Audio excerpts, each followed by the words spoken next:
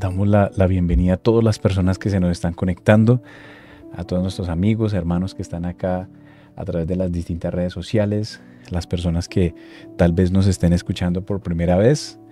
Los invitamos para que nos sigan a través de las redes sociales. Estamos como Salva 12 Vidas. Y esta clase de esta noche es una clase distinta, es una clase especial. La semana pasada tuvimos la oportunidad de compartir con el pastor Hotman Pacheco, que aquí ya nos está acompañando. Pastor, bendiciones, bienvenido. Muchas gracias, Pastor Mario, y muchas gracias a todos. Bendiciones. Me dice si me escucho bien. Perfecto. Se le escucha muy bien. Y bueno, vamos a orar, vamos a poner este tiempo en las manos del Señor. Va a ser un tiempo muy especial. Entonces, Padre, te damos gracias por este tiempo tan hermoso que nos permites hoy compartir con todos nuestros hermanos, con todos los que se van uniendo, todos los que nos van a ver a través de las distintas redes sociales. Hoy te pedimos, Señor, que sea tu Espíritu Santo hablándonos, que sea enseñándonos, derramando de tu conocimiento sobre nuestras vidas, sabiduría.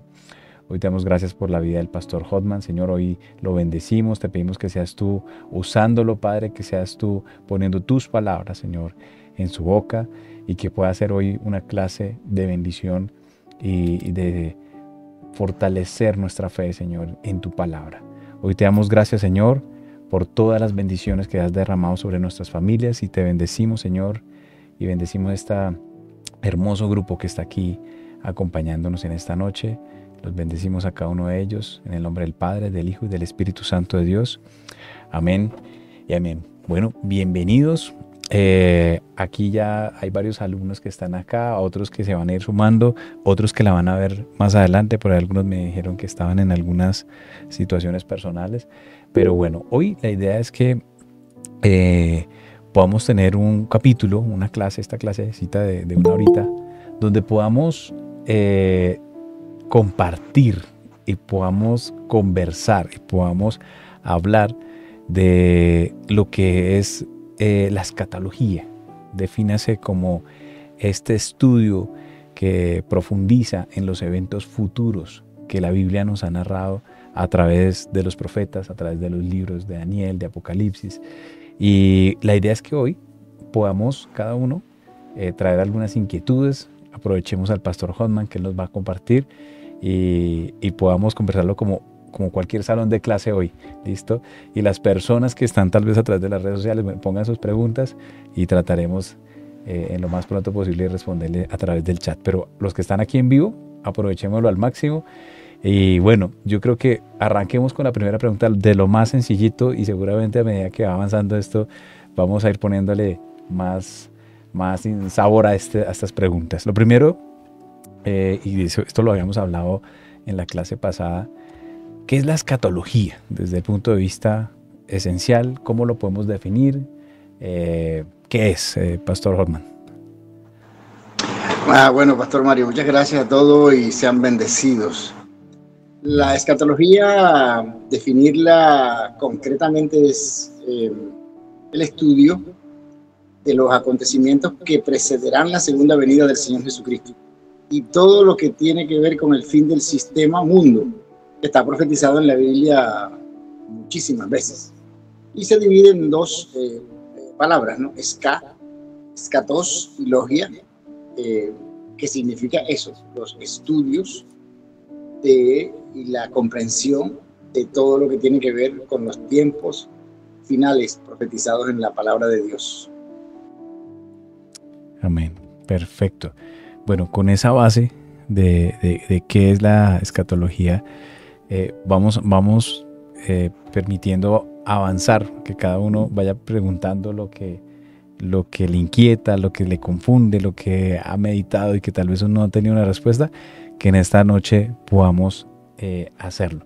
Entonces, quien quiera ir empezando, me ayuda, por favor, y vamos levantando la manita acá en el chat y vamos preguntando. ¿Listo? Bueno, creo que por acá está Conchita. Bendiciones, bienvenida. Adelante, por favor. Buenas noches, Mario. Buenas noches, Pastor Hoffman. Qué bendición tener una persona que nos pueda ilustrar en cosas importantes como estas. Yo vengo de una iglesia tradicional en donde siempre se me habló, o nunca se me habló prácticamente, más bien. Eso era un tema vedado, eso mejor no, porque era como para asustar a la gente. Y yo quería hacer un aporte antes de una pregunta, y me pareció muy interesante que en vez de tener miedo, el mensaje principal del Apocalipsis, por lo menos en lo que yo haya podido leer, es el amor infinito, el poder y la justicia del Señor Jesucristo. Ese Jesús glorioso y victorioso. Por lo tanto, desde que he aprendido esta parte, ya no tengo miedo que eso suceda. Si ando bien, si le doy gloria al Señor, si obedezco sus mandamientos, yo pienso que no debo temer. Y creo que eso fue lo que siempre me enseñaron, como ese miedo, como ese temor. Entonces, hoy lo quito. Y gracias, Pastor Hoffman, porque ahorita vendrán preguntitas al respecto, que tengo por ahí mis dudas, pero quería hacer esta primera partecita porque no me la podía quedar entera para mí solita. Entonces, muchas gracias, Mario. Ya seguiré más adelante. Que haya alguien que pregunte, con eso nos vamos empapando todos. Buenas noches para todos. Excelente, muy bien, Conchita, muchísimas gracias. Bueno, si alguien quiere empezar a hacer sus preguntas, adelante, pueden levantándolas.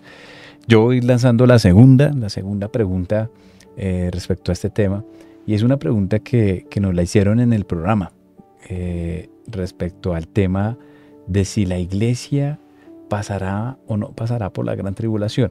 Entonces, primero, definamos qué es la gran tribulación. ¿Cuál es la gran tribulación que la palabra nos habla, para que todos nos ubiquemos en ese evento y después podamos ver cuál puede ser la posible respuesta? Entonces, Pastor, si quiere, adelante.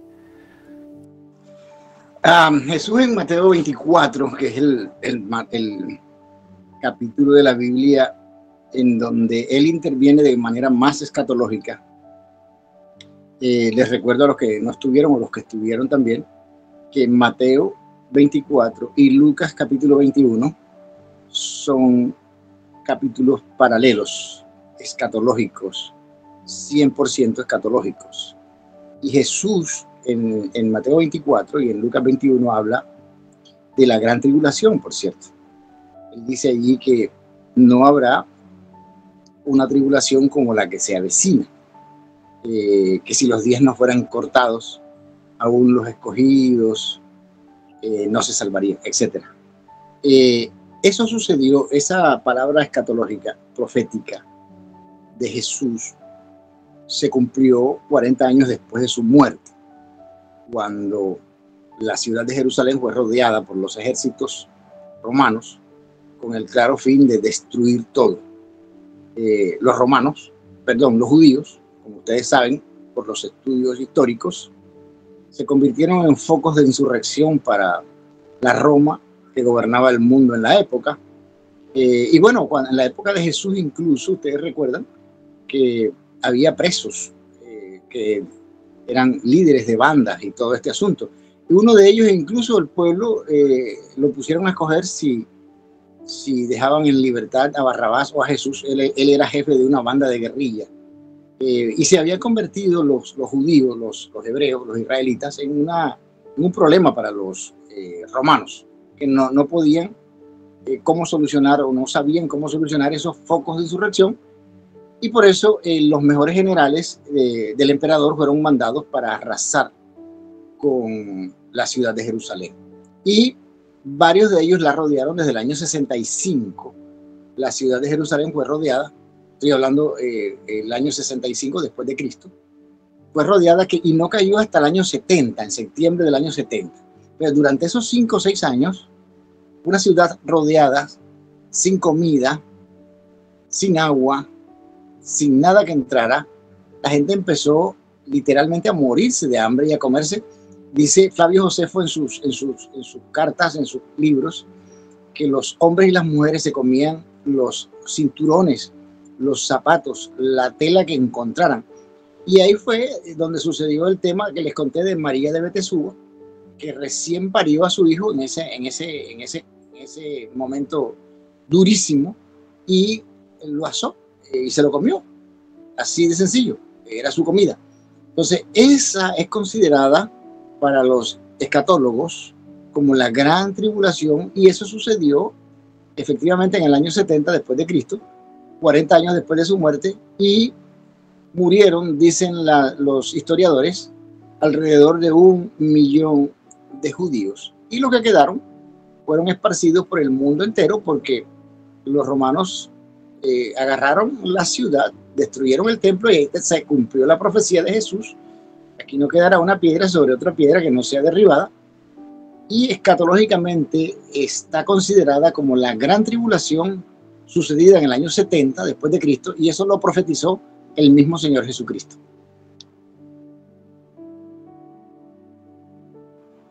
Qué buena explicación. Digamos, dentro de los que se nos van uniendo, se van sumando, estamos haciéndole las preguntas aquí al pastor Hodman, aprovechando, digamos, su experiencia estos últimos 30 años, profundizando las escrituras en estos eventos futuros. Y bueno, ya le hemos hecho 2 preguntitas. La primera es ¿qué es la escatología? Que la resumimos como ellos eventos que vienen más adelante conforme a las promesas que el Señor tiene en las escrituras, de esos eventos que vienen futuros. Y la segunda pregunta que estamos haciendo es ¿qué es la gran tribulación? Entonces aquí ya nos está dando una explicación para continuar con la siguiente pregunta, que es ¿la iglesia pasará por la gran tribulación o no pasará por la gran tribulación? O sea, por este gran tiempo, este tiempo tan complejo, tan difícil que acaba de narrar, de aún el mismo pueblo teniendo que comerse entre sí mismo porque estaba sitiado, estaba rodeado, no podía salir, no tenían formas de que entrara los alimentos o salieran los alimentos, no era comercio, y fue una situación y un tiempo muy difícil sobre el año 70 aproximadamente, que efectivamente lo profetizó el mismo Señor en las Escrituras. Entonces, partiendo de ese tiempo tan complejo, ¿cuál es la opinión, pastor? Porque sé que hay dos vistas, ¿no? Aquí hay 2 opiniones, algunos que, y tal vez no está mal, quiero aclarar que los puntos de vista son totalmente respetables, porque la Biblia, digamos, no nos da una única línea, sino nos da, digamos, alternativas o visiones. Entonces hay unos que sí creen que la iglesia no va a pasar por la gran tribulación, o sea, vamos a ser llevados antes, y otros que sí creen que la iglesia va a pasar. Entonces creo que la pregunta debería ser ¿cuáles son los argumentos para creer en que la iglesia no va a pasar, y cuáles serían los que sí aprueban que no va a pasar a la gran tribulación? Sí, hay 2 vertientes, hay 2 pensamientos que han hecho carrera hace muchos años. Efectivamente, así es. Cuando yo investigué el libro que acabo de lanzar en la Feria Internacional del Libro de Bogotá, que es eminentemente escatológico, yo tuve que investigar el pensamiento de los padres de la iglesia. Estoy hablando del siglo 100, los siglos 200, 300, 400, 500, 600 incluso, los padres de la iglesia, del nacimiento de esa iglesia. Que entre otras cosas la iglesia no nació en Roma, sino en Jerusalén, como todos debemos saberlo. Y también tuve que estudiar el pensamiento de los padres del protestantismo. Estamos hablando del siglo XVI, cuando surgió el protestantismo. ¿Qué pensaban estos hombres en sus escritos, lo que ellos dejaron allí? ¿Qué pensaban ellos de todo esto que a nosotros nos causa tanta curiosidad, incertidumbre incluso? ¿Qué pensaban ellos? La mayoría de ellos pensaban que la iglesia nunca va a pasar por una gran tribulación. Esa tribulación ya se llevó a cabo, ya se efectuó en el año 70, y que si hay otra tribulación, otra especie de tribulación, le va a corresponder a los judíos, aquellos judíos que van a entrar, como dice Pablo en Romanos capítulo 11, que van a entrar a recibir a Jesús o a reconocer al Mesías, lo que ellos están esperando hace siglos.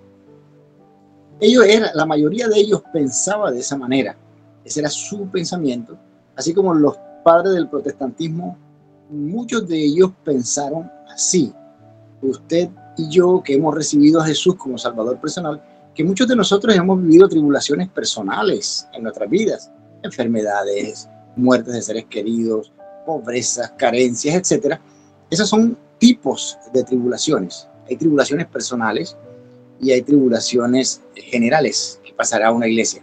Entonces, lo que ellos en sí pensaron y a lo que la mayoría de ellos confluyeron es: va a haber una tribulación que los judíos, el remanente judío, lo que se llaman los judíos mesiánicos de último tiempo, ellos van a pasar por una especie de tribulación. ¿Cómo será? No sabemos cómo será una tribulación. ¿Por qué tipo de cosas van a pasar en sus vidas? No sabemos cómo va a ser. Lo que yo he recogido no es mi pensamiento personal, ni siquiera lo que escribí en el libro es mi pensamiento personal. Yo lo que trato es de traer una claridad al asunto para que la gente escoja. Hay vertientes, hay un camino A y un camino B, y por ahí nos vamos. Pero el pensamiento de ellos, que para mí es muy valioso, porque esta gente se la sabía más de lo que nosotros sabemos hoy. Fueron algunos de ellos discípulos directos de los discípulos del Señor Jesús, y tomaron las enseñanzas al pie de la letra, Y otros, los padres del protestantismo, estamos llamando de un Martín Lutero, eran gente estudiosa del asunto, no eran cristianos superficiales, eran cristianos profundos que conocían mucho más de lo que nosotros conocemos en temas escatológicos. Ellos sabían muchas cosas y parte de eso fue la Reforma Protestante, por eso sucedió la Reforma Protestante. Entonces, la iglesia cristiana, evangélica, protestante, ¿pasará o no pasará? Yo particularmente creo que no, ya hemos pasado por eso. ¿Quién van a pasar? Los judíos que van a ser salvos, como dice Pablo en Romanos capítulo 11, sobre todo en el versículo 25. Cuando toda la plenitud de los gentiles haya entrado, luego los judíos, los israelitas, van a ser salvos. Entonces, esa es mi apreciación. ¿Hay dos caminos? Sí. Y respeto mucho a la gente que dice que va a la iglesia a pasar por una gran tribulación. Yo creo que esa gran tribulación sucedió en el año 70 después de Cristo. Perdón. Y lo más importante es que podamos entender que por encima de todo esto está la salvación, ¿no? Lo más importante. Pero claro, es un tema para estudiar y para eso estamos. Entonces le quiero dar el paso aquí a Alfredo, que tiene la mano arriba. Entonces, Alfredo, bendiciones, buenas noches, adelante. Muy buenas noches a todos. Gracias al pastor Hoffman por haber aceptado la invitación del siervo Mario, y bendiciones a todos. Bueno, les decía que este tema escatológico es bastante complejo y que a lo largo de mi trayectoria cristiana, que no es mucho, he escuchado muchas especulaciones acerca del tema escatológico. Pastores de renombre que se han atrevido a afirmar tanto acerca del arrebatamiento que han dado fechas, o sea, han llegado hasta ese punto. Entonces la gente en su ignorancia creen que realmente es así y no. Entonces mucha gente se puede desviar por una mala enseñanza, por una enseñanza errada, que no esté alineada con la palabra de Dios. Entonces, si yo voy aquí a la palabra de Dios en Mateo capítulo 24, el verso 29, no sé si Mario lo quiera colocar en la pantalla, por favor. Mateo capítulo 24, versículo 29 al 31. Esos tres versos. Dice, voy a leer acá, espérate. Dice así: inmediatamente después de la tribulación de aquellos días, el sol se oscurecerá y la luna no dará su resplandor. Y las estrellas del cielo, y las estrellas caerán del cielo, y las potencias de los cielos serán conmovidas. Esto realmente es un poquito como complicado de entender. Entonces aparecerá la señal del Hijo del Hombre, del Señor Jesucristo, en el cielo. Y entonces lamentarán todas las tribus de la tierra y verán al Hijo del Hombre viniendo sobre las nubes del cielo con poder y gran gloria. Y enviará sus ángeles con gran voz de trompeta y juntará a sus escogidos de los 4 vientos desde un extremo del cielo hasta el otro. A sus escogidos, a la iglesia pura, santa, sin arruga y sin mancha, es por la que viene el Señor y es pronto. Digamos, según las señales que estamos viviendo, sabemos que está hablando del arrebatamiento de la iglesia. Vemos que la palabra rapto no está en la Biblia, pero entendemos que es el mismo arrebatamiento de la iglesia. Entonces, para formular mi pregunta es esto, dice, e inmediatamente, o sea, inmediatamente después de la tribulación de aquellos días, mira lo que va a suceder, el sol se oscurecerá y la luna no dará su resplandor, parecerá hablar de un eclipse. Bueno, y dice que aparecerá la señal del Hijo del Hombre. En ese momento el Señor no va a tocar la tierra porque Él vendrá en su segunda venida. Pero aquí claramente está hablando del arrebatamiento de la iglesia y está diciendo que es inmediatamente después de la tribulación de aquellos días. Eso por un lado.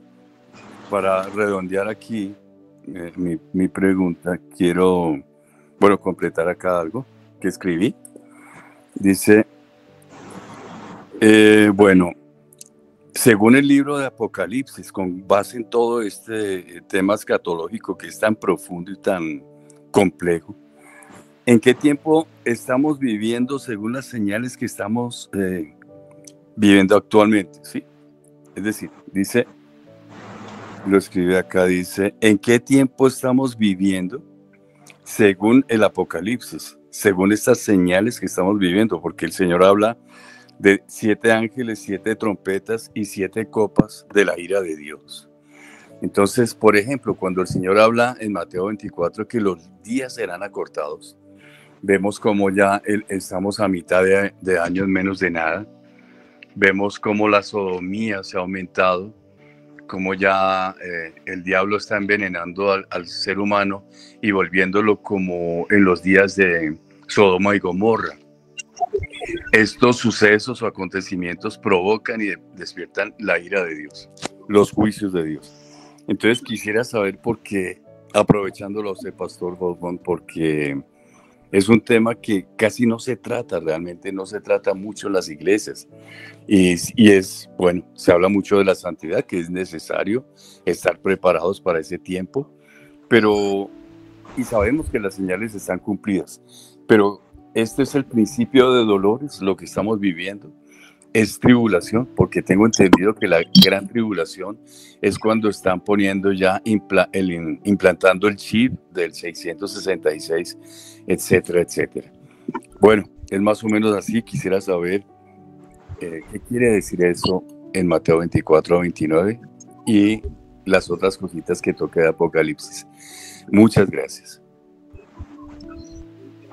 Bueno, gracias por la pregunta. Gracias y por los aportes. Todos podemos aportar.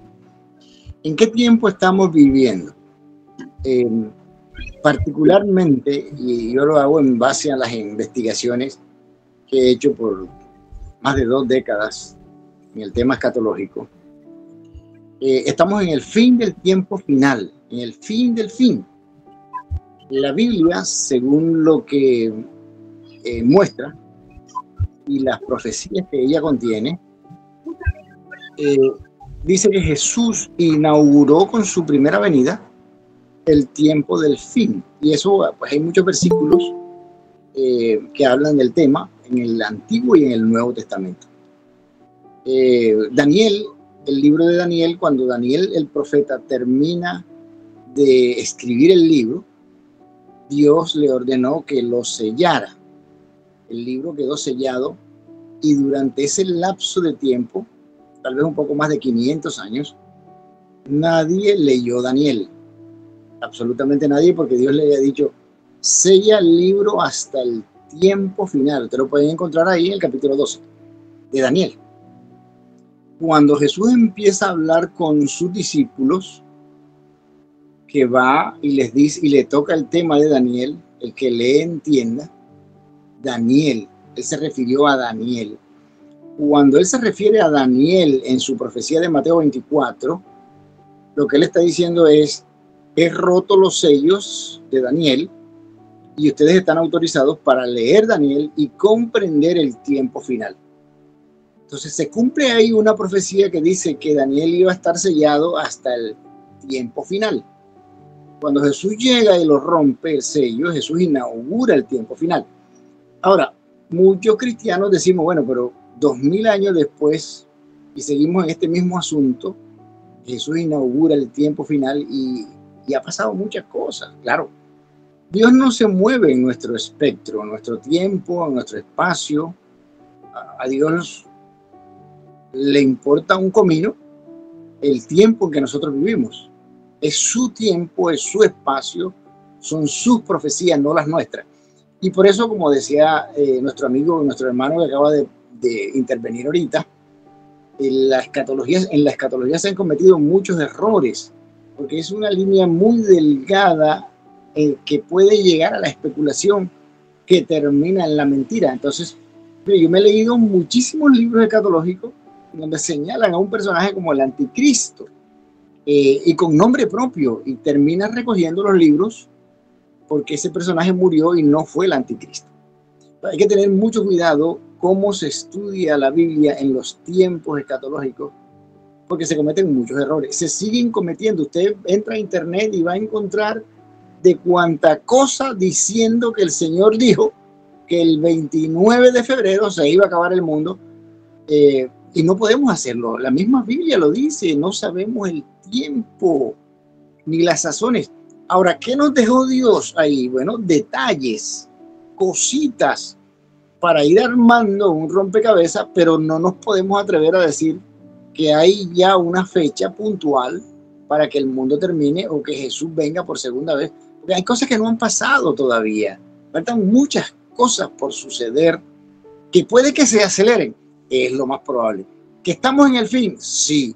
¿Que vamos rumbo a Sodoma y Gomorra? Que es una parte trascendente para esto. Pero no podemos olvidar el versículo que es bisagra en la escatología. Mateo 24:14, será predicado este evangelio en todo el mundo y entonces es que va a venir el fin. Oye, más claro, Jesús nos dejó una claridad ahí. Así que no especulemos, no señalemos, no digamos, simplemente mantengámonos alerta. ¿Qué es lo que Dios quiere? Mantengámonos alerta. Para concluir, yo creo que estamos en el fin del tiempo del fin, porque hay cosas que están pasando que nunca habían pasado en la historia de la humanidad y están sucediendo en este mismo instante y están pasando ante nuestros ojos, pero faltan todavía detalles por cumplir para que se lleve a cabo el arrebatamiento, estemos un tiempo y luego Jesús venga por segunda vez a finiquitar este asunto y determinar el gobierno de él, que es el que rompe la piedra de Nabucodonosor. En el sueño de Nabucodonosor, Daniel capítulo 2, una piedra que rompe la estatua y ahí se establece el reino por siempre de Jesús. Nosotros estamos en los pies de la estatua del sueño de Nabucodonosor capítulo 2. Muchas gracias, pastor. Claro, ahí pues digamos que nosotros cuando arrancamos el estudio bíblico, hablábamos de la estatua de Nabucodonosor y cómo venían los distintos imperios, los distintos tiempos, y allí está en la parte inferior que eran los postreros tiempos. Hasta ahí lo tocamos cuando arrancamos estas clases. Pero aquí el pastor ya nos está haciendo una referencia y es muy alta la probabilidad de que ese es el tiempo en el que nos encontramos. Entonces, qué interesante esto, porque vamos ahí complementando, vamos aprendiendo. Ahí están los versículos. Creo que el sustento siempre va a ser 100% bíblico, ¿sí? También hablábamos que hay unos complementos históricos y herramientas como el de Flavio Josefo y otras herramientas que ya hemos visto, y arqueológicos, ¿sí? Que esto nos va a ayudar a complementar algunas cosas importantes. Muy bien, quiero hacer una pregunta y ya le doy paso aquí a Conchita, que se acabó de levantar la mano, aprovechando que tocó el tema del anticristo. Entonces, para aprovechar y a conectar, y es, como usted lo dijo hace un rato, hay muchos que se han, digamos, atrevido a decir, bueno, tal persona, tal fulano, que el perfil, que porque este no sé qué, que este sí sé más. Bueno, ¿qué podemos entender de esa identidad del anticristo? Que cuándo vendrá, cuáles serán sus acciones, sus objetivos, quién es esa persona, qué es esa entidad, si podemos aclarar un poquito más a fondo. Sí, el espíritu del anticristo ha existido y existe desde tiempos inmemoriales. Mucho. Daniel, cuando uno estudia Daniel, bien estudiado, despegado de pronto de religiosismos, cuando vamos a la profundidad y le pedimos al Espíritu de Dios que nos ayude a entender a Daniel, Daniel da unas claves preciosas, pero preciosas. Cuando Daniel empieza en su sueño del capítulo 7, pero que no es un sueño más que todo como una visión nocturna, que es lo que dice la Biblia, Daniel empieza a ver ahí todo de lo que había visto Nabucodonosor. Recordemos que Dios le reveló a un rey pagano un sueño grandioso, que todavía hacemos parte de ese sueño. Pero Daniel en el capítulo 7, que es paralelo a Daniel capítulo 2, nos muestra unas cositas ahí bien impresionantes, pero impresionantes. Y nos lleva y nos muestra los 4 imperios gobernantes que se llevaron a cabo allí, y tal cual así se profetizó, se llevó a cabo. El último imperio fue el Imperio Romano, que acabó para el año 467 aproximadamente, y de ahí surge, ya vamos a Daniel capítulo 9, cuando él ve la gran bestia esa, que no le supo un nombre de un animal para ponérselo, una bestia espantosa y terrible, dice la Biblia, con una cabeza y 10 cuernos, y en la medida en que él avanza en el sueño, aparece un cuerno que él denomina el cuerno pequeño. Ese cuerno pequeño a él le llama la atención de una manera poderosa, al punto que no pudo dormir. Dice la Biblia que quedó atolondrado, y no era precisamente por los camarones o los frijoles que se comió la noche anterior, sino porque lo estremeció a tal punto la visión que mostraba el cuerno pequeño, que le dedicó un espacio grandote. Bueno, ese cuerno pequeño nació dentro de los 10 cuernos, y el mismo Daniel dice que para reinar tuvo que arrancar 3 cuernos de los 10, quedaron 7. Es interesante ese pasaje de la Biblia. Ese cuerno pequeño surgió cuando los 10 cuernos cayeron. No podemos olvidar que el Imperio Romano no fue vencido por otro imperio, sino que dentro del mismo imperio se formaron a través de 10 hordas bárbaras que se lo comieron por dentro. Pero ya la guerra no era militar, la guerra se convirtió en religiosa cuando surgió el cuerno pequeño, que arrebató, que eliminó los otros 3. ¿Por qué los eliminó? Porque los 3 cuernos que eliminó el cuerno pequeño practicaban una religión que se llamaba el arrianismo. El arrianismo es algo parecido a lo que hoy en día creen los testigos de Jehová, que Jesús no es Dios, sino un profeta creado. Algo parecido que creía el arrianismo. Entonces, lo que hace el cuerno pequeño es que violentarlos y eliminarlos. Y ese cuerno pequeño empezó a surgir, y esa es la base bisagra de lo que conocemos en la Biblia como el anticristo. El anticristo, los últimos 2000 años, la humanidad le ha querido dar el nombre de humano, una persona, un ser humano, pero el anticristo realmente nace de una entidad, y es el cuerno pequeño que Daniel empezó a ver, que cómo surgió de los 10 cuernos de la cabeza de la bestia del 4º imperio. Todo eso es historia y es arqueología y es Biblia. Y lo podemos entender a esas 3 luces. Para poder tener una idea de los tiempos, tenemos que estudiarlo de la mejor manera. Así que estamos en los tiempos finales. El anticristo surgió al final del Imperio Romano y sigue ese espíritu trabajando en la humanidad, Y como bien lo sabemos, hoy en día se ha apoderado de organismos, organizaciones, por ejemplo, la ONU, que es un organismo creado después de la Segunda Guerra Mundial, promulga hoy la eliminación de Dios y todo este asunto, ¿verdad?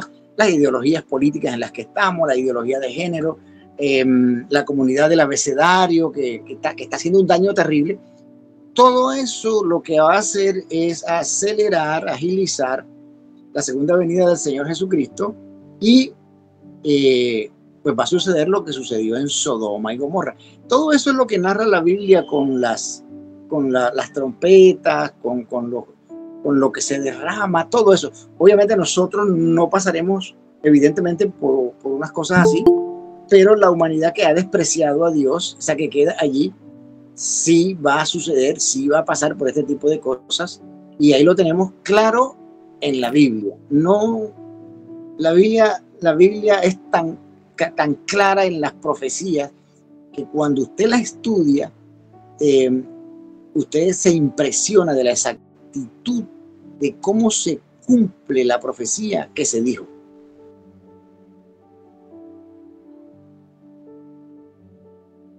Amén. Aquí cuando vamos a leer Primera de Juan, capítulo 2, del versículo 18 en adelante, Juan nos habla del anticristo. Quiero leerle los primeros pasajes y lo invito para que usted en casa lo medite, y así como decía el pastor, que el Espíritu revele y nos muestre. Juan capítulo 2, Primera de Juan capítulo 2, versículo 18 dice: hijitos, ya es el último tiempo. Y según vosotros oísteis que el anticristo viene, así ahora han surgido muchos anticristos. Por esto conocemos que es el último tiempo. Versículo 19 dice: salieron de nosotros, pero no eran de nosotros, porque si hubieran sido de nosotros, habrían permanecido con nosotros. Pero salieron para que se manifieste que no todos son de nosotros. Y ahí empieza toda la descripción. Los invito para que lo chequeen, pero cuando uno ve solo el versículo 18, me llama mucho la atención porque dice: oíste que el anticristo viene, y ahora han surgido muchos anticristos. O sea, es un espíritu, como lo dice el pastor, es un espíritu que está desde hace mucho tiempo. Primera de Juan se escribió casi sobre el año 100 después de Cristo, más o menos, aproximadamente. ¿Sí? Pastor Mario, no podemos olvidar que cuando Juan escribe eso, pues ellos estaban inmersos en el Imperio Romano, pero el Espíritu les revelaba, como lo que le reveló a Pablo en la segunda a los Tesalonicenses en el capítulo 2, es algo muy parecido, y ellos sabían lo que se aproximaba. Con la caída del Imperio Romano surgiría el anticristo. No podía surgir antes porque se convertiría en un enemigo a vencer militarmente por el Imperio Romano, porque este espíritu del anticristo agarró pues la sensación religiosa, no militar.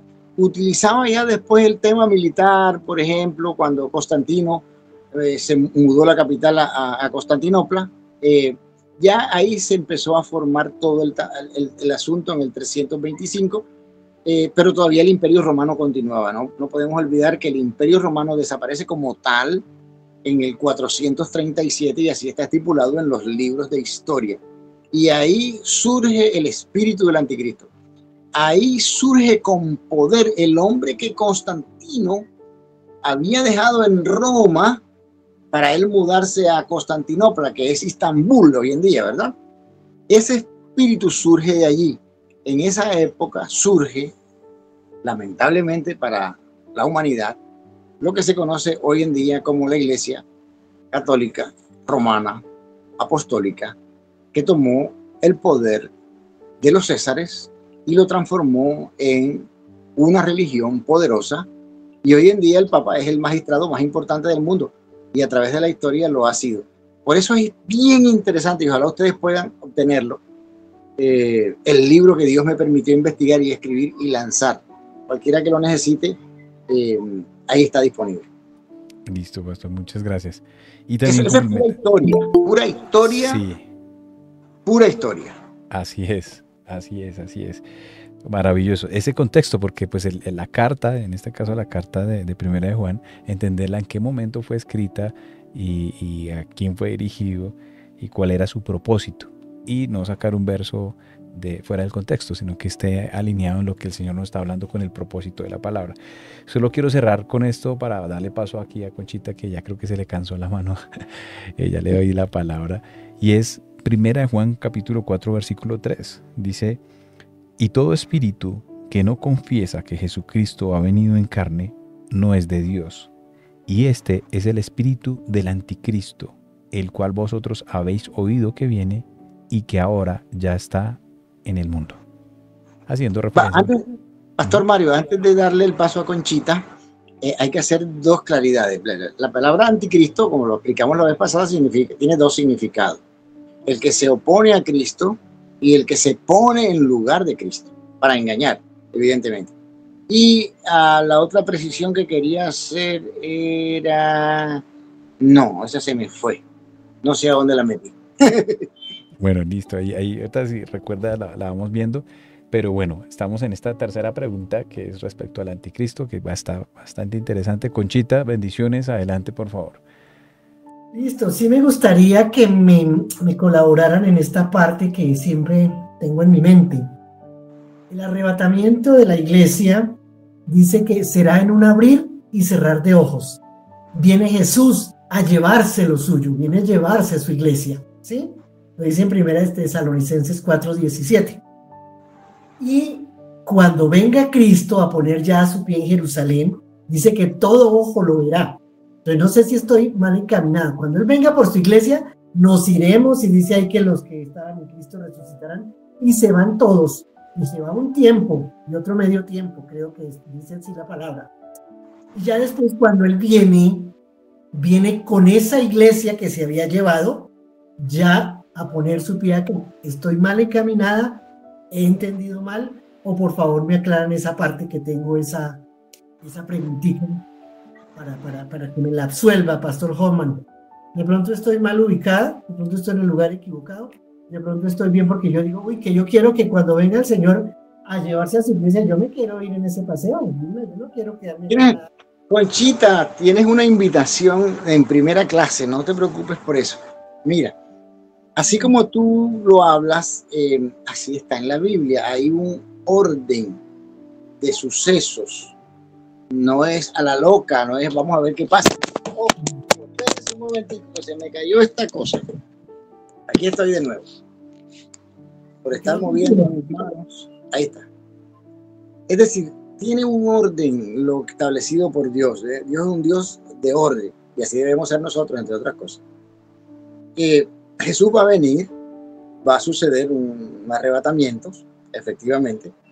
Dice Pablo, los muertos en Cristo se levantarán primero, luego nosotros, los que hayamos recibido, él pensó que iba a estar en el asunto, luego nosotros, los que hayamos recibido, seremos arrebatados junto con él y nos encontraremos en las nubes.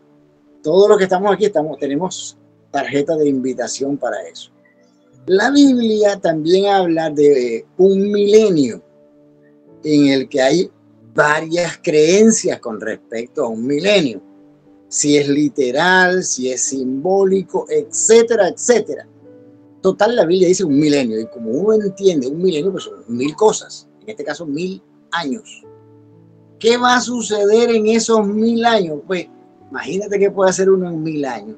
Rumba, fiesta, etcétera, etcétera. Va a haber muchas cosas en donde vamos a estar con el Señor en un lugar que podemos llamarlo cielo, podemos llamarlo paraíso, podemos llamarlo el mejor lugar en el que nos imaginamos estar, etcétera.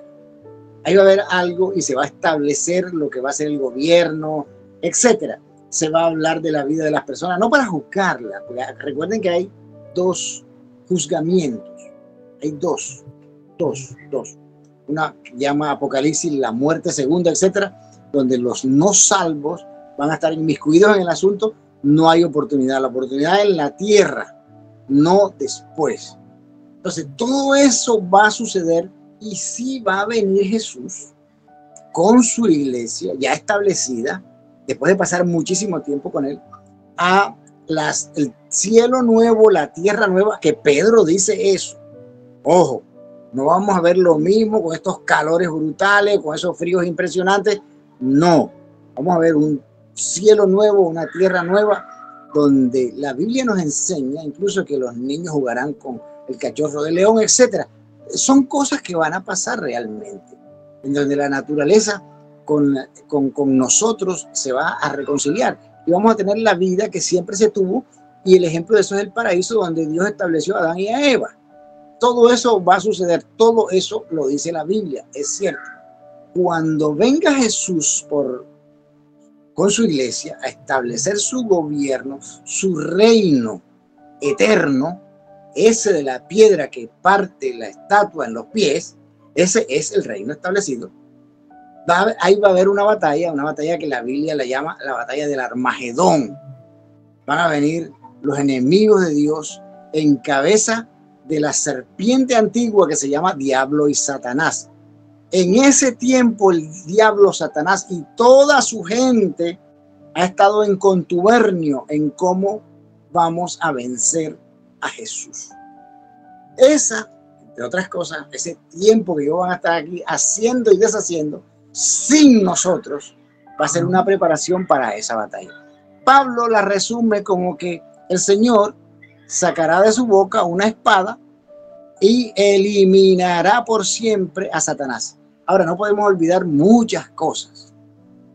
Que Satanás, el anticristo y otro personaje son atrapados, son encadenados, dice la Biblia, por un periodo de tiempo, al cabo del cual van a ser soltados para que sigan cometiendo sus fechorías, y entonces esas fechorías las van a hacer aquí con lo que se quede. Lo que yo entiendo de la Biblia por mis estudios, nosotros no vamos a estar en esas fechorías. Es otra gente que va a recibir una especie de segunda oportunidad para creer en Jesús como Salvador personal y luego poder ser salvos. Cuando ya se venga Jesús con su iglesia a establecer el reinado, entonces Satanás ya no va a ser encadenado, va a ser eliminado en algo que se llama un lago de fuego y azufre. Ahí va a estar el...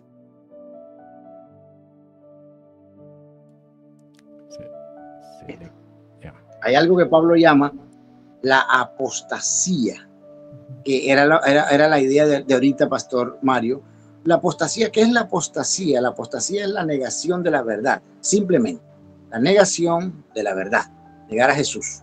Cualquiera que niega a Jesús, como tú leíste los versículos ahorita, es anatema, no es de nosotros. Se convirtió en la apostasía. Esa apostasía va a pulular, como está sucediendo ahorita, para que Jesús venga por su iglesia. Eso va a suceder. Y les tengo una noticia: la apostasía no viene del mundo. La apostasía viene de adentro, de gente que dice ser creyente. Ellos son los que van a apostatar. ¿Por qué? Porque a un incrédulo le es imposible apostatar. Apostatan son los que han creído en Jesús aparentemente como Salvador personal. Eso es un gran resumen y a grandes rasgos lo que va a suceder en ese tiempo maravilloso. Lo único que va es que nosotros vamos a estar en una fiesta eterna en donde vamos a recibir muchas cosas, muchos regalos, sobre todo las coronas. Quienes recibimos las coronas, yo estoy creyendo que yo voy a recibir algunas. Sencillamente lo que vamos a depositarla en los pies del Señor Jesucristo y decirle: tú eres el único que merece la gloria, la honra y el honor. Y aquí se me paran a mí todos los vellos. Vivir ese momento va a ser tan majestuoso que todo lo que nos pasó en esta vida se olvidará por eso. Pastor Guzmán, una última cosita, Mario. O sea que entonces, cuando venga ese Señor por la iglesia, nos vamos a ir todos allá, porque yo me voy a ir, yo estoy convencido que me debo ir. ¿Nos iremos a las bodas del Cordero? Es la pregunta final que hago yo. ¿Iremos a gozar a las bodas del Cordero? ¿O en qué momento viene esa gran fiesta? Sí, vamos a estar en las bodas del Cordero, vamos a recibir galardones, coronas, muchas cosas, por todo, obviamente, la vida, lo que hicimos y todo este asunto, va a ser premiado. Recuerden que la salvación no es por obras, pero las obras, como dice Pablo en el capítulo 2 de Efesios, versículo 10, él las preparó de antemano para que anduviésemos en ellas, son para presentarlas a los hombres. La salvación es meramente por gracia y por fe, que ya yo lo expliqué la vez pasada, que tanto la gracia como la fe vienen de Dios, eso no es de nosotros. Yo no digo yo creo en Jesús, no. Dios en mí puso fe a través de su gracia, porque dice la Biblia, no es por obra para que nadie se gloríe, porque somos hechura suya, creados en Cristo Jesús para buenas obras. Pero antes, en el versículo 8, estoy hablando del capítulo 2 de Efesios, porque por gracia sois salvos, por gracia. La palabra gracia en el griego es charis, que significa un regalo que no merezco, pero que alguien me lo dio. Porque por gracia sois salvos, por medio de la fe. Fe. Por medio de la fe. Y esto no es de vosotros. Es decir, yo no hago fe. Yo no paro fe. Voy a tener fe. La fe viene de Dios. Esto no de vosotros, pues es un don. La palabra don es regalo. Dios nos regala la fe para que creamos en Él, para salvación. Todo le pertenece a Él. No ponemos nada. Bueno, sí, ponemos los pecados, lamentablemente. Pero bueno, por gracia somos salvos, pero las obras nos van a servir mucho para ese tiempo en el que vamos a estar con Jesús, para recibir. Y eso es lo que el apóstol Pablo dice: persigan esto en Corintios, persigan esto, persigan los dones buenos, las ayudas, para que sean recompensados en la eternidad. Amén, pastor. Gracias. A obedecer, a cumplir y a seguir siendo juiciosos para poder irnos con el Señor. Muchas gracias de verdad, porque maravilla explicación. Amén. Bueno, el tiempo se nos está agotando. Vamos a dar 2 preguntitas. Vamos a tratar de que las preguntas sean muy concretas para que el pastor pueda responderlas. Y entonces vamos con Alfredo y luego con Olga. Entonces, Alfredo, adelante. Entonces, la pregunta es, ¿todos somos invitados a las bodas del Cordero? Porque entonces, si somos invitados a las bodas del Cordero, no somos la novia del Cordero, entonces. Porque una es la novia del Cordero, ¿cierto? Y otra es la invitada a las bodas del Cordero, que es un evento maravilloso, pero la que se casa somos la iglesia de Cristo con el Cordero. Entonces la pregunta, ¿cuáles son los invitados? ¿Será la iglesia, será la nación de Israel la invitada? Bueno, ahí hay una incógnita. Tengo varias preguntas, pero es que el tiempo se vino. También, por ejemplo, aquí, retrocediendo un poquitico acerca de la gran tribulación, es que el Señor nos da unas señales muy claras. Ahí en Mateo 24, dice, 20 al 22, dice: orad pues que vuestra vida no sea en invierno ni en día de reposo, porque habrá entonces gran tribulación, cual no la ha habido desde el principio del mundo hasta ahora, ni la habrá. Y bueno, habla de los días que serán acortados, y si no fueran acortados, nadie sería salvo. Entonces mira todo lo que está hablando el Señor, ¿cierto? El recuento está hablando, todo esto es una profecía del Señor. Alfredo, pero ya cuando termina en el verso 28, sigue el 29 que dice: e inmediatamente después de la tribulación de aquellos días. ¿Cuál tribulación?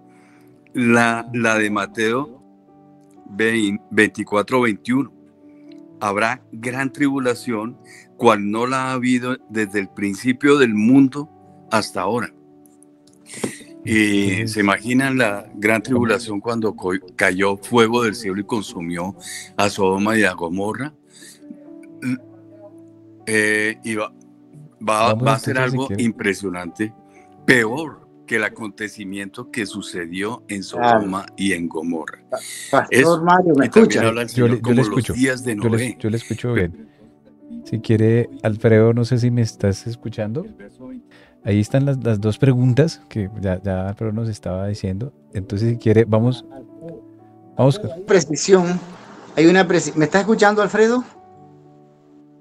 Alfredito, ¿me escuchas? cuando Jesús está profetizando, cuando Jesús está profetizando en Mateo 24 y toca el tema que él dijo, habrá una tribulación cual no la ha habido, esos sucesos pasaron en el año 70, entre el año 65 y el año 70. Eso no lo podemos llevar al final de los tiempos o a lo que va a pasar. Eso ya sucedió. Eso tiene que quedar bien claro, porque si no nos vamos a ver locos y tirando piedra. Esa tribulación sucedió. Yo les conté el caso de María de Betesuba. Ahí hubo unos sucesos brutales que nunca habían pasado, ni han vuelto a pasar, con lo que sucedió con los judíos cuando fueron encerrados en su ciudad durante 6 años por los soldados romanos, que finalmente penetraron la ciudad. Y como lo dije, contado por Flavio Josefo, murieron más de 1 millón de judíos. Dice, Flavio Josefo narra cosas tan extraordinarias, pero espeluznantes, que dicen que por las escalinatas del templo corrían como si fueran ríos, pero eran de sangre. Entonces, eso fue lo que profetizó Jesús. No es el final del final. Eso ya sucedió en el año 70. Muchas de las cosas que pasaron, que Jesús profetizó en Mateo 24 y en Lucas 21, ya pasaron, ya sucedieron, ya se establecieron. Pasó en el año 70. Acabaron con el templo. Por eso los judíos van y ahí se dan contra un murito. Por eso ellos hacen eso. Eso sucedió. Eso tiene que quedar claro, porque si no, nos vamos a confundir y vamos a tirar todo al final cuando Jesús vaya a aparecer. No, y hay muchas cosas que pasaron, hay otras que faltan por suceder. El tiempo se nos agotó, pero yo creo que lamentablemente sí, pero yo creo que hay algo importante de todo este ejercicio. Personalmente a mí me queda, digamos, la tarea de poder adquirir el libro. Quiero estudiarlo, quiero leerlo. Es bueno, digamos, sabemos que un tema realmente a este nivel escatológico, pues no lo resolvemos una hora. Esto es de estudiar bastante. Yo lo estoy estudiando actualmente y esto va a tardar más o menos 3 años, me está diciendo el equipo con el que estamos estudiando. Pero lo importante es empezar a tener estas posiciones, estudiarlas, meditarlas y que el Espíritu nos guíe, sobre todo para... Cuando tú quieras, me avisas con tiempo y cuadramos temas específicos, si quieres, puntuales, para no irnos como que por allá, por acá, sino temas puntuales. Estudiemos uno un día y tú me lo dices. Mira, vamos a estudiar, por ejemplo, qué sé yo, los sellos, las copas, realmente el arrebatamiento, qué es lo que va a suceder ahí, etcétera. Romanos capítulo 11, de lo que Pablo habla allí. Segunda Tesalonicenses capítulo 2, estudiamos ese capítulo que es espectacular, o estudiemos Daniel capítulo 2, Daniel capítulo 9, Daniel capítulo 7, Apocalipsis capítulo 13, Apocalipsis 17, lo que tú quieras, estudiemos cosas puntuales, ¿te parece? Perfecto, me parece muy buena idea y lo vamos a poner aquí con el equipo para ver cuáles como las preguntas más comunes, y dependiendo de eso logramos saber si cuadramos para el próximo martes, si es posible. Yo entiendo que usted tiene un viaje a Estados Unidos pronto, pero si logramos hacerlo antes, maravilloso, y si no, pues ahí lo organizamos. Creo que... Un día de anticipación. Mira, este fue el tema que cogimos. Claro, van a salir otros temas, pero que sea un tema puntual, un capítulo bíblico, algo que nos deje algo gordo. Perfecto, maravilloso. Bueno, le cedo la palabra a Héctor y con Héctor cerramos porque ya se nos agotó el tiempo. Héctor, bendiciones, adelante. Velad porque no sabemos cuándo vendrá el Hijo del Hombre. Para mí esa parte es importantísima. Estar en vela. No sabemos. Vivir hoy como si fuera el último. Vivir en la presencia del Señor. Claro, como ladrón en la noche. Amén. Así es. Hola, Mario. Gracias, Mario. No, es la primera clase a la que me uno y pues lo que he estado escuchando de parte del pastor Holman me parece muy interesante. Lo único es que, haciendo una observación pequeña constructiva, sí tienen razón en que de pronto se confunde un poquito ciertos temas y nomás de entrada yo ya iba entendiendo mucho lo que iban hablando ustedes en lo poquito que voy hilando, y agradezco la oportunidad que me dan de participar en este momento. Qué lástima que me he perdido las clases anteriores, pero lo veo muy interesante el tema. Ojalá podamos seguir acompañándoles de aquí en adelante. Y pues no, es sencillo. El pueblo de Israel es un pueblo que va a pasar una gran tribulación y llegará a las bodas del Cordero a través de la gran tribulación, igual que el pueblo que no era pueblo, que finalmente fue por misericordia de Dios injertado en la rama del olivo, gracias a Israel. Es así de simple la respuesta, creo yo. Pero gracias al pastor Holman, a ti, Mario, y a todos los invitados por este tiempo tan bonito. Gracias. Gracias a ustedes, Pastor Holman. Muchísimas gracias por acompañarnos. Quisiera despedirme con una breve oración y darle gracias a Dios por este tiempo. Padre, gracias, Señor, por los siervos que tú pones para que podamos, Señor, seguir creciendo en tu palabra. Gracias por darnos la oportunidad de escudriñar las Escrituras. Te pedimos, Señor, que nos ayude, Señor, cada día a seguir comprendiendo y recibiendo lo que tienes para con nosotros, Señor. Hoy podemos decir, Señor, que confiamos en ti, que nuestra fe está puesta únicamente en nuestro Señor y Salvador Jesucristo. Y te pedimos, Padre, que guardes, Señor, a nuestra nación, guardes a Colombia, guardes a Israel y guarda, Señor, a cada una de las familias que están aquí representadas con todos mis hermanos. Llévalos con bien, guíalos, Señor, y que puedan tener una noche de descanso y restauración en el nombre de tu Hijo amado Jesucristo. Amén y amén.